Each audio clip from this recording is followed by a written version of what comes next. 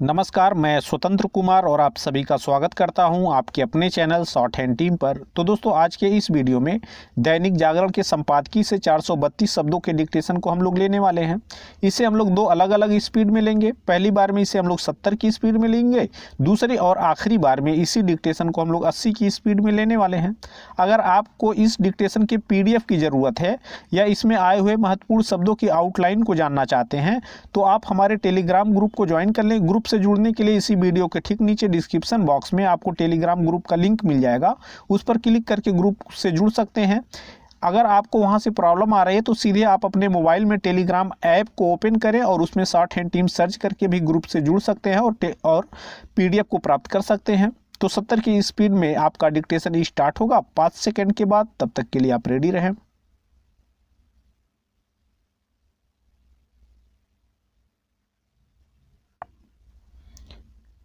Start.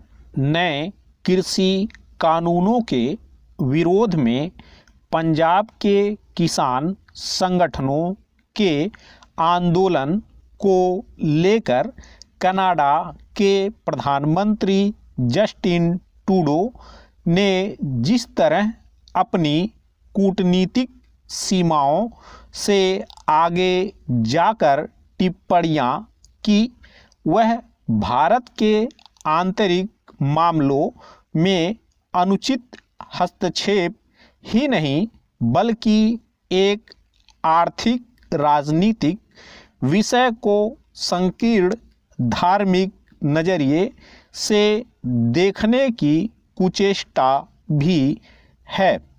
दुर्भाग्य से इस तरह की कुचेष्टा कनाडा की मौजूदा सरकार पहले भी कर चुकी है। इसके चलते वह भारत के रूखे रवैये से भी दो चार हो चुकी है, लेकिन ऐसा लगता है कि स्थानीय राजनीतिक समीकरणों को अपने हिसाब से बनाने के फेर में उसे भारत से संबंधों की परवाह नहीं है। कनाडा सरकार के रवैये की जैसी आलोचना की गई उसके लिए वह खुद ही जिम्मेदार है। उचित यह होगा कि इस मामले में देश के अन्य राजनीतिक दल भी कनाडा सरकार को कठघरे में खड़ा करें, क्योंकि वह देश के आंतरिक मामलों में जानबूझकर हस्तक्षेप करती दिखती रही है। इस मामले में सबसे अधिक सक्रियता दिखाने की ज़रूरत पंजाब सरकार को है, क्योंकि उसने ही वस्तुतः किसानों को उकसाकर उन्हें दिल्ली कूच कराया है। आने वाले दिनों में कनाडा की तरह अन्य देशों से भी इस तथाकथित किसान आंदोलन को समर्थन दिया जा सकता है। समर्थन देने का यह काम देश के कुछ अनाम गुमनाम और हमेशा अशांति के पक्ष में मौके की ताक में रहने वाले संगठन भी कर सकते हैं। किसान आंदोलन जिस तरह का मोड़ लेता चला जा रहा है उसमें अब किसानों के हित का मसला मुश्किल से ही नज़र आता है।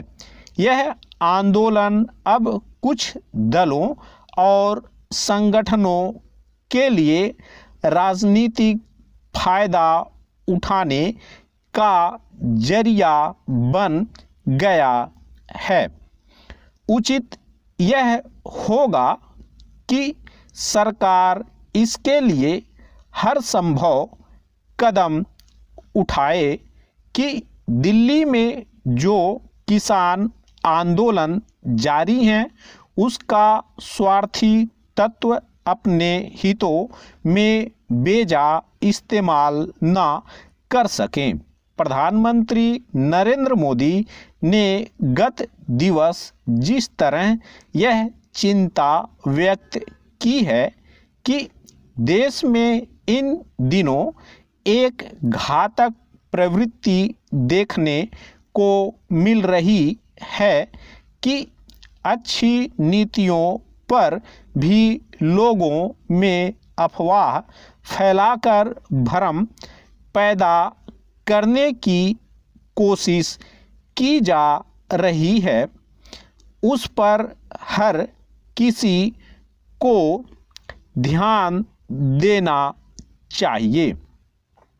यह उचित नहीं कि किसानों के कुछ संगठन ऐसे ही अफवाहों पर भरोसा कर खुद अपना अहित करने का काम कर रहे हैं।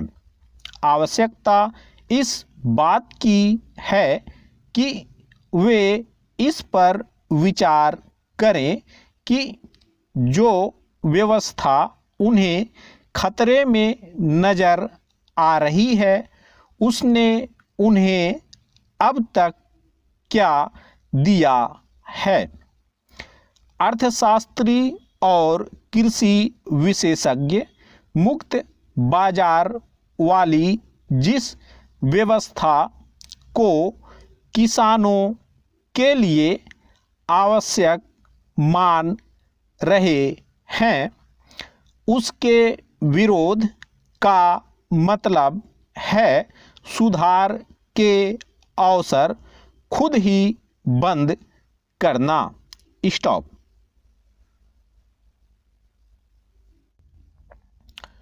दोस्तों इसी डिक्टेशन को दूसरी और आखिरी बार में हम लोग 80 की स्पीड में लिखेंगे और आपका समय स्टार्ट होगा 5 सेकंड के बाद। तब तक के लिए आप रेडी रहें।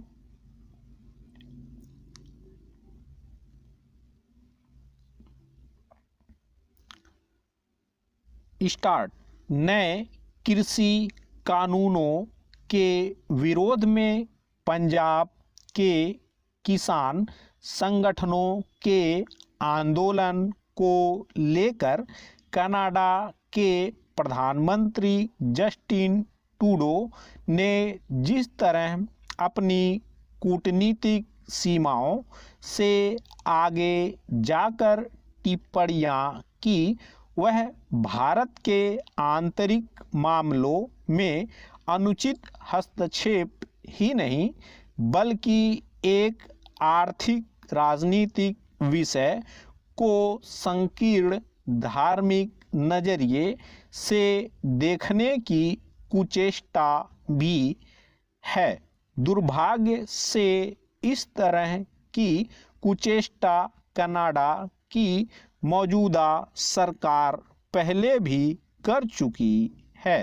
इसके चलते वह भारत के रूखे रवैये से भी दो चार हो चुकी है, लेकिन ऐसा लगता है कि स्थानीय राजनीतिक समीकरणों को अपने हिसाब से बनाने के फेर में उसे भारत से संबंधों की परवाह नहीं है।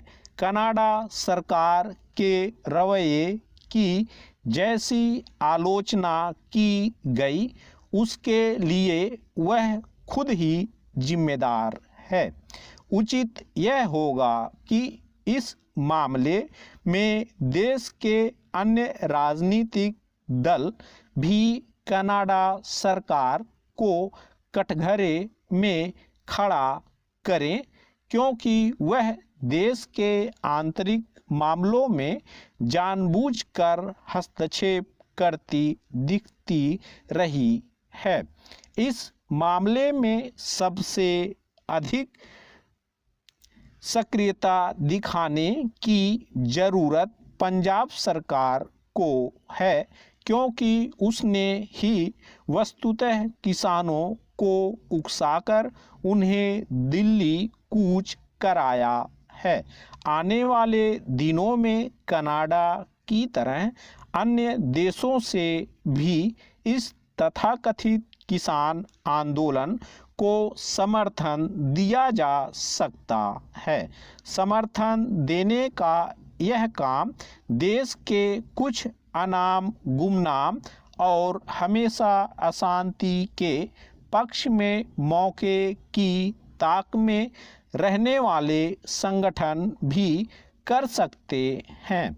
किसान आंदोलन जिस तरह का मोड़ लेता चला जा रहा है, उसमें अब किसानों के हित का मसला मुश्किल से ही नज़र आता है। यह आंदोलन अब कुछ दलों और संगठनों के लिए राजनीतिक फायदा उठाने का जरिया बन गया है। उचित यह होगा कि सरकार इसके लिए हर संभव कदम उठाए कि दिल्ली में जो किसान आंदोलन जारी है उसका स्वार्थी तत्व अपने हितों में बेजा इस्तेमाल न कर सकें। प्रधानमंत्री नरेंद्र मोदी ने गत दिवस जिस तरह यह चिंता व्यक्त की है कि देश में इन दिनों एक घातक प्रवृत्ति देखने को मिल रही है कि अच्छी नीतियों पर भी लोगों में अफवाह फैलाकर भ्रम पैदा करने की कोशिश की जा रही है, उस पर हर किसी को ध्यान देना चाहिए।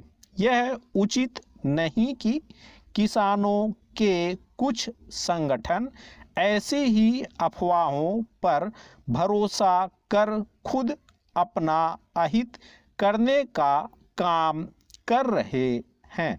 आवश्यकता इस बात की है कि वे इस पर विचार करें कि जो व्यवस्था उन्हें खतरे में नज़र आ रही है उसने उन्हें अब तक क्या दिया है।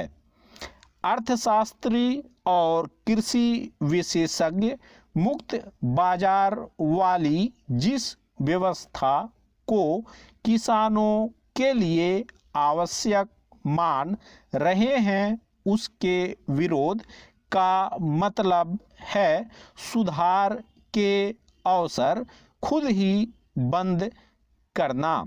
स्टॉप। तो दोस्तों इस तरह से आज का वीडियो हम लोगों का कंप्लीट हुआ। मेरा प्रयास अगर आपको अच्छा लगा तो कृपया इस वीडियो को लाइक शेयर जरूर कर दिया करें। चैनल पर नए हैं तो चैनल को सब्सक्राइब करके जस्ट बगल में आपको बेल आइकन मिलेगा उसे भी प्रेस कर दें ताकि मेरे लेटेस्ट वीडियोज आपको समय समय पर मिलते रहें और आप घर बैठे संकेत लिपि को सीख सकें। धन्यवाद।